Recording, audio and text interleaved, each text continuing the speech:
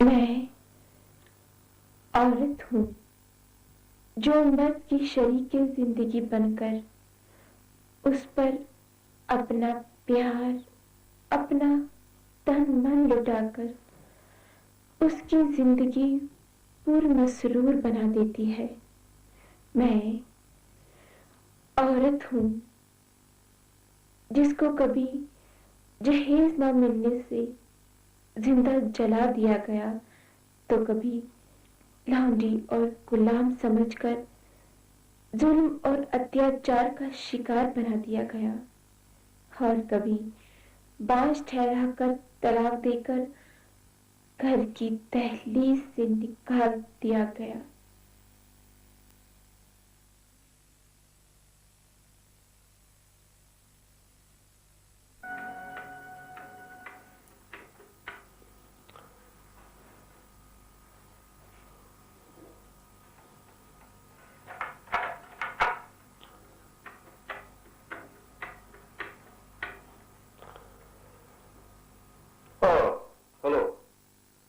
खिदासत बोल रहा हूं, जरा डॉक्टर हमीद से बात कराइए। हाँ, वालेकुम अस्सलाम डॉक्टर हमीद। अरे भाई, आप हैं कहां? भाई देखिए, आप हमारे दोस्त ही नहीं है, हमारे डॉक्टर भी तो है, हम आपके मरीज हैं। कभी हाँ कभी हाल चाल भी पूछा करे भाई।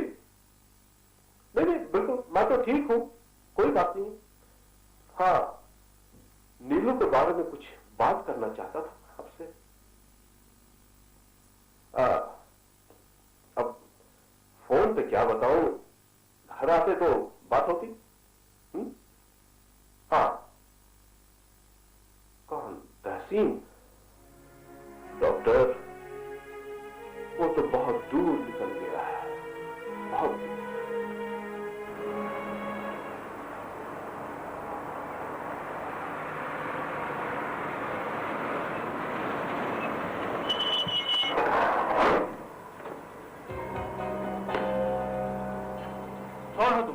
तुम्हारी मौत। हाँ, अगर मेरे साथ चलोगे तो फायदे में रहोगे। मैं किसी का हुक्म नहीं मानता, हर काम अपनी मर्जी से करता हूं। मेरे साथ काम करोगे तो फायदे में रहोगे। फायदे की बात है तो काम बता क्या? काम कोई भी हो, तुम्हें पैसों से मतलब है। मैं किसी का कत्ल करके पैसा कमाना नहीं चाहता। घबरा मत, किसी का कत्ल करना, किसी का सर काटना, ये काम मैं खुद कर लेता हूँ। तुम्हें तो सिर्फ माल ठिकाने पे पहुंचाना है। ये काम भी खुद क्यों नहीं कर देते? नहीं, मैं वाकिफ हूँ। तुम्हें माल पुलिस के कड़े पैर से निकालकर ठिकाने पे पहुंचाना होगा। ठिकाना बता। चल मेरे साथ, कमान।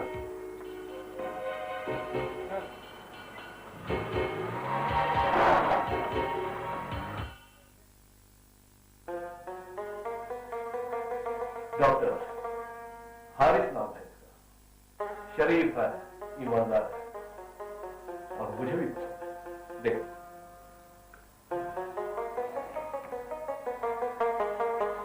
प्रोफेसर, इंसान को पहचानना बहुत मुश्किल है, खासकर आज के मतलब परस दौर में। किसकी नीयत कब बदल जाए कुछ पता नहीं चल सकता। ये सब तकदीर की बातें हैं डॉक्टर। अब ये व्हील चेयर मेरी तकदीर का कब हिस्सा बनी, कैसे हिस्सा बनी मेरी जिंदगी का, कोई नहीं जानता था। प्रोफेसर खिदासत जमील एक बुलंदी पे खड़ा था, ईमानदारी का सरमाया हासिल करके रुतबा और नाम कमाया था, लेकिन तकदीर ने एक ठोकर मार दी और मैं तारीकियों की गहराइयों में गुम होकर रह गया। और मेरे हिस्से में क्या आई?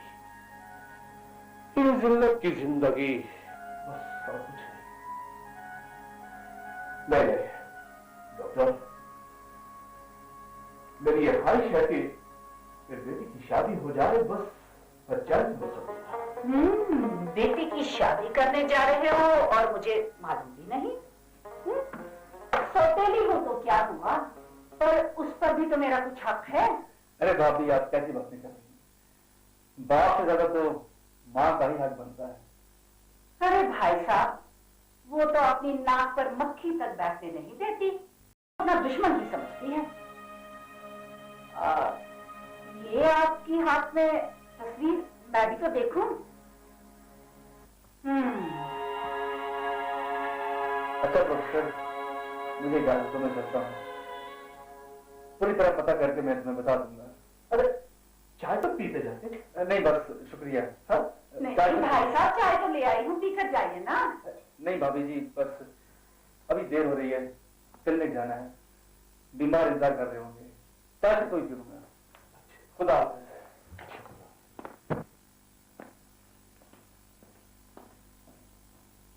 अच्छा, तो इस भिखारी से अपनी बेटी की शादी करने जा रही है? ये तुम कैसी बातें कर रही हो लोगा? ये क्या तुम्हें शर्म नहीं आती? अरे शर्म तो तुम्हें आनी चाहिए, कैसे अपनी बेटी को कुएं में धकेल रहे। अरे अपनी जिंदगी तो तुमने तबाह कर ही दी, अब अपनी बेटी की जिंदगी तबाह करना चाहते हो? मेरी मान लो, अभी पटेल से अपनी बेटी की शादी करो और देखो उसकी जिंदगी के साथ साथ तुम्हारी जिंदगी भी कैसे सड़ जाए। इंसान को क्या पहचान? तो इंसानों को कपड़ों में पहचानती हो। इज्जत और शराफत क्या चीज होती है, उसके माने क्या है, तुम क्या जानते? शराफत? अरे शराफत से किसी का घर चला है क्या? घर चलता है रुपए से। हाँ,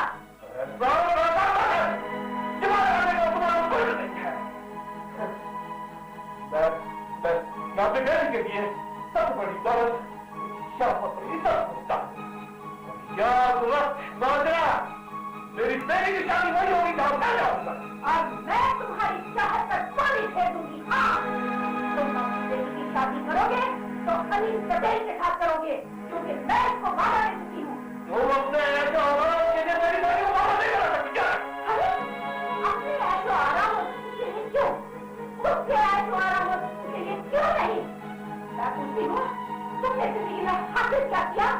जिल्लत भरी जिंदगी और अपनी बेटी की शादी उस भिखारी के साथ करके उसको भी घर का भिखारी बनाना चाहते हो? ऐसा कभी नहीं होने दूंगी। मान लो ना कहना, उससे शादी कर लो और देख लो कैसे समझ जाएगी तुम्हारी जिंदगी। मैं जानता हूँ कि तुम्हारे दिमाग में क्या तस्वीर बन रही है, मगर याद रख नाज़रा, मेरे जीते भी ऐसा कभी नहीं हो सकता, कभी भी नहीं। नहीं हो सकता, मैं कुछ भी कर सकती हूँ। हाँ, कुछ भी। तुम्हारी तरह मैं इस कुर्सी की मोहताज नहीं। काटो या मार डालो पड़ेगा। अब क्या सोचा है तुमने? मैं अभी शादी नहीं करना चाहती नजमा। क्यों, क्या तुम्हारी माँ तो चाहती है कि मेरी शादी किसी ऊंचे घराने में हो जाए। मतलब किसी दौलत वाले से? हाँ, चाहे वो दौलत वाला चोर लुटेरा ही क्यों ना हो। और माँ अपनी ये जिद पूरी करने के लिए किसी भी हद तक जा सकती है। मुझे किसी अमीर अयाश की पल्लेबाजी में उसका अपना मतलब है। तो क्या तुम वही शादी करोगी जहाँ तुम्हारी माँ चाहती है?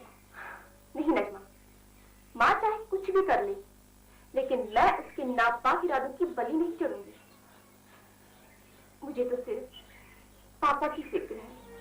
वो क्या चाहते हैं? पापा अभी पूरी तरह से ठीक नहीं हुए नजमा, उन्हें अभी मेरी जरूरत है। पापा तो चाहते हैं कि मेरी शादी जल्द से जल्द हो जाए। मैं किन दुश्वार मरहलों से गुजर रही हूँ कि कोई नहीं जानता। मैं जानती हूँ नीलू, तुम्हारी सबसे बड़ी बदकिस्मती तुम्हारा भाई है। मेरा भाई गुजर और कमजोर निकला नजमा। उसने अगर अपनी जिम्मेवारी को समझा होता तो पापा इस तरह बिखर न जाते, हमारे घर की ये हालत ना होती। यही वजह है कि सौतेली माँ का घर में कदम रखते ही उसने अपना दबदबा जमा दिया। हमारी जिंदगी वो हमारी जान बना दी। मुझे भी पैसे पर ताजुब है, उसको तुम लोगों की तरह भी परवाह नहीं। आखिर वो करता क्या है?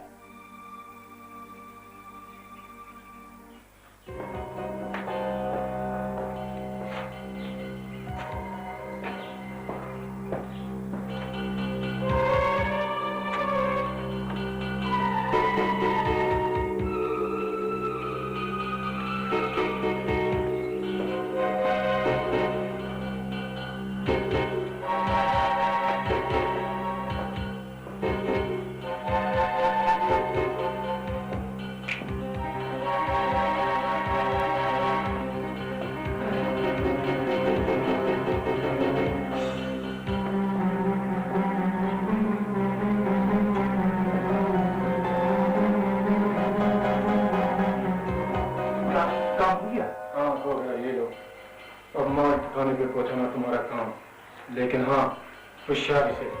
एयरपोर्ट पे पुलिस का बड़ा पहरा है। तुम बेफिक्र हो, सबकी नजर में इस तरफ धूल ढूंढ कर चला जाऊंगा कि पुलिस ढूंढते रहे। Very good, best of luck, जाओ।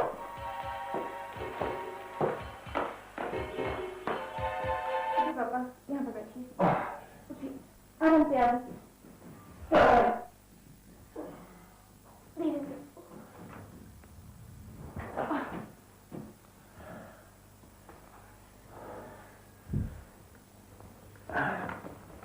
आराम से पापा, आपको दवाई भी खानी है। हाँ मैंने दवाई भी खानी है। रोज मुझे ही याद दिलाना पड़ता है।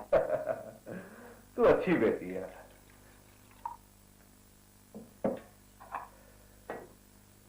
ये लीजिए।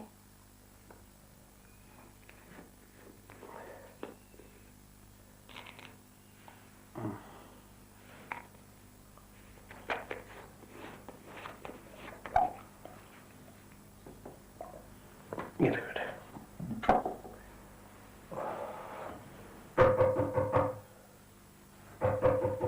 देखो तो बेटी कौन है? जी पापा।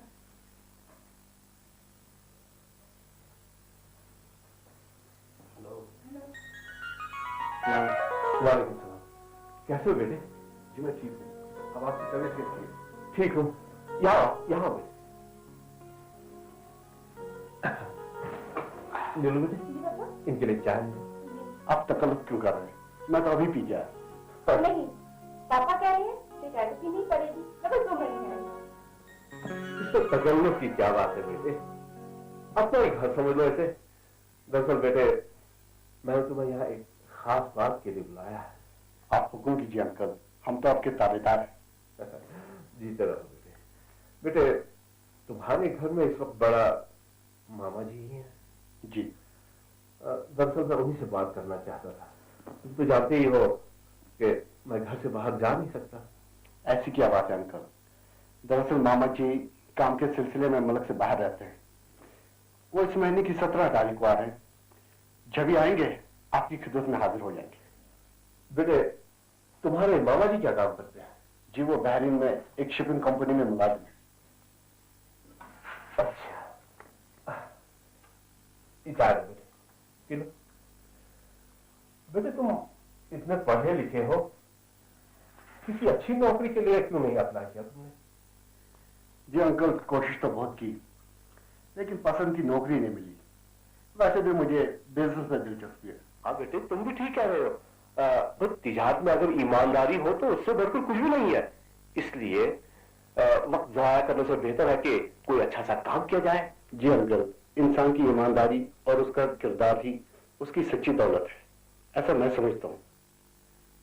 बेटे, तुम्हारे ख्यालात नेक हैं, ये तो बहुत ही अच्छी बात है। अच्छा अंकल, अब मैं इजाजत चाहूंगा। अच्छा, खुदा हाफिज। खुदा हाफिज।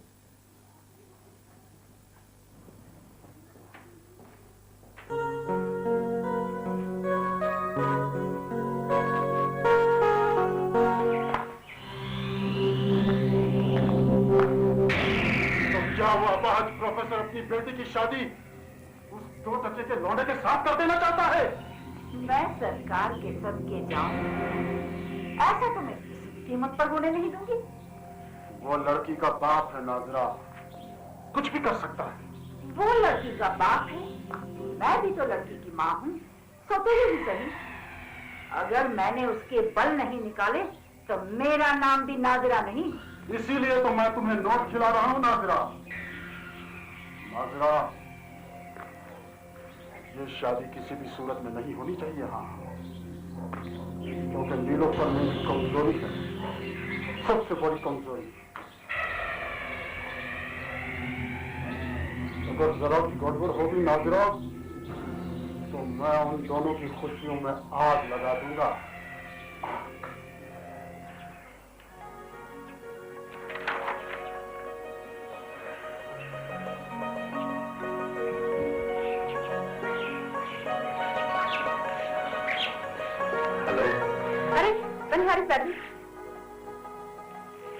हारिस, पापा ने तुम्हें किस काम के लिए बुलाया था? मुझे नहीं बताओगे? ले लो, मैंने तुमसे कहा था ना एक दिन तुझे पाके ही रहूंगा। अब वो दिन दूर नहीं। तुम्हारे पापा मेरे मामा जी से मिलना चाहते हैं। जानते हो क्यों? नहीं तो किस लिए? हमारी शादी के लिए। और तुम ये समझती नहीं हो। मैं सब समझती हूँ हारिस, लेकिन तुम मेरी मजबूरी नहीं समझती। तुम्हें इंतजार करना पड़ेगा, और वो भी न जाने कब तक। अगर मेरे बस में होता मैं तुम्हारा इंतजार कयामत तक करता, पर सच तो ये है अब तुम्हारे बिना रहा भी नहीं जाता। हाँ हाँ, दूर भी कैसे रहा जा सके? कुत्ते को हड्डी जो मिल गई है ना। चुप है जन्म जली, अपने अपाहिज बाप की आंखों में धूल जोकर इसके साथ यहाँ गुच्छरे उड़ा रही है। माँ जी अब क्या कह रही है? जो तू सुन रहा है, तू क्या समझता है? जवान लड़की को गुमराह करके तू अपने नापाक मकसद में कामयाब हो जाएगा? ये तेरी भूल है, भूल। ये कैसी बातें कर रही है आप? अब तो हमारी शादी होने वाली है। अरे वाह, शादी? मारू घुटना फूटे आप, दो कौड़ी की हैसियत नहीं चला है शादी करने। न घर का पता, न खानदान का लावर। मारो, चुप हो जाओ, चुप हो जाओ तू, चलो।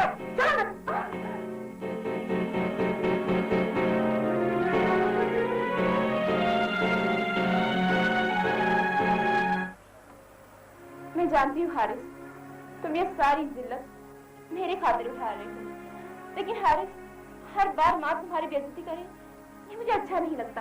ये तुम्हें इसलिए अच्छा नहीं लगता क्योंकि तुम्हारे दिल में अभी भी मेरे लिए प्यार मौजूद है, मगर तुम इजहार नहीं करना चाहती। मैं तुम्हारी इज्जत करती हूँ हारिस, और बेशक तुमसे प्यार भी, लेकिन शादी नहीं करना चाहती। नहीं हारिस, ऐसी बात नहीं है। हारिस, तुम नहीं जानते मेरी जिंदगी किस भंवर में फंस गई है, और मैं नहीं चाहती कि तुम्हारी हंसती खेलती जिंदगी भी इस भंवर में फंस जाए। लेकिन मैं तुमसे... तुम समझते क्यों नहीं हारिस? मुझसे शादी करके तुम सिर्फ दुख ही दुख पाओगे। रुसवाई और जिल्लत के सिवा तुम्हें कुछ नहीं मिलेगा। मुझे तुम मिल जाओगी तो मैं समझूंगा मुझे सब कुछ मिल गया। मुझे तुम्हारी माँ की परवाह नहीं, मुझे परवाह तो सिर्फ तुम्हारी पापा की, क्योंकि तुम मुझसे प्यार करती हो और पापा मुझे पसंद करते हैं। लेकिन माँ, ये शादी... तुम शादी तो हो जाने दो, फिर देखना उसकी वो अदावत, उसकी वो नफरत कैसे बदल जाती है। नहीं हारिस, अगर हमारी शादी हो भी गई ना, तब भी माँ की वो नफरत, वो अदावत कम नहीं होगी, बल्कि उसकी वो नफरत, वो अदावत कोई खतरनाक रुख इख्तियार कर देगी। तुम तो यूं ही घबरा जाती हो। तुम एक बार शादी तो हो जाने दो, देखना फिर कैसे वो बदल जाती है। तुम नहीं जानते, वो क्या? वो मैं जानता हूँ, वो बहुत खतरनाक औरत है। चलो।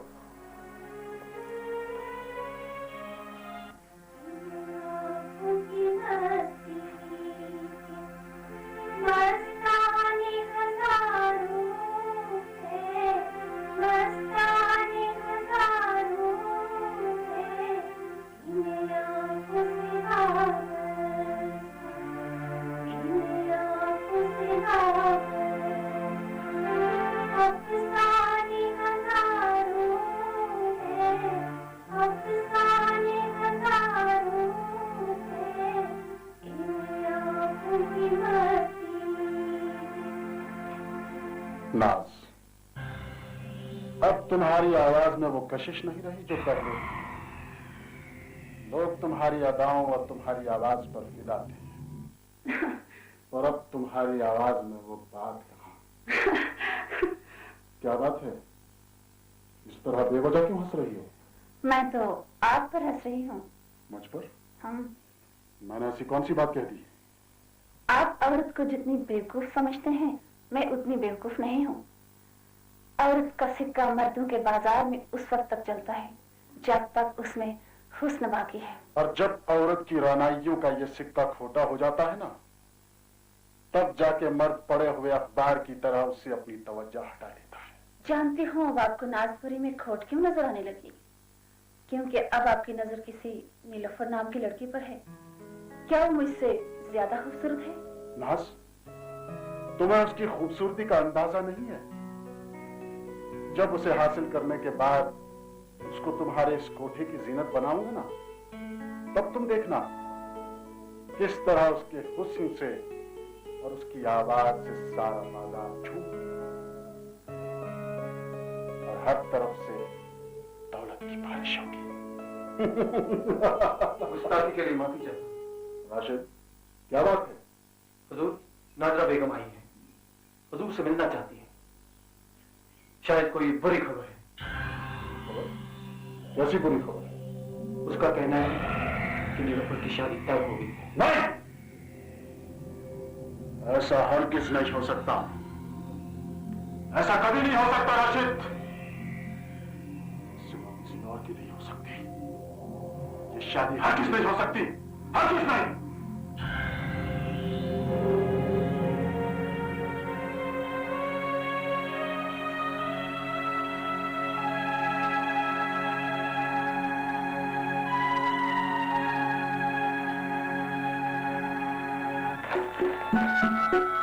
ये देखो प्रोफेसर,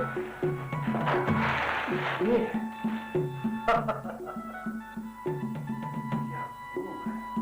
वाह वाह, देखो प्रोफेसर, क्या खूबसूरत गाड़ी है। वाह वाह वाह, बहुत बहुत खूब। डॉक्टर, क्या खूब पसंद है आपकी। कितना खूबसूरत। वाह, ये देखो, हार कितना खूबसूरत है। अरे वाह, बहुत ही खूबसूरत है, बहुत ही खूबसूरत है। वाकई। भाई, ये तो मैंने अपनी पसंद से बनवाया है। दिखा दो। ये देखो। अरे, तुम्हारी ये पसंद तो बहुत ही खूब है डॉक्टर, बहुत खूब। तो ये देखो। अरे अरे, ये तो सबसे खूबसूरत है, सबसे। अरे मैं तो कहता हूँ कि हमारी गुड़िया ये पहन के ना बराबर परी लगेगी, परी। यकीनन, यकीनन, इसमें कोई शक नहीं है।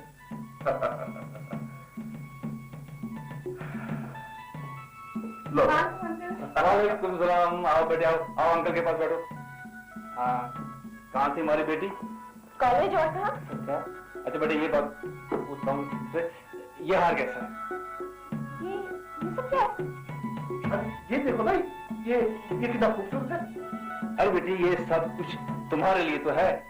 मेरे लिए? अरे हाँ, तुम्हारे लिए। ये सब तुम पहनोगी और ये पहन के तुम कितनी प्यारी गुड़िया लगोगी। क्यों प्रोफेसर? यकीनन। क्या? इतनी खामोश क्यों? क्या बात?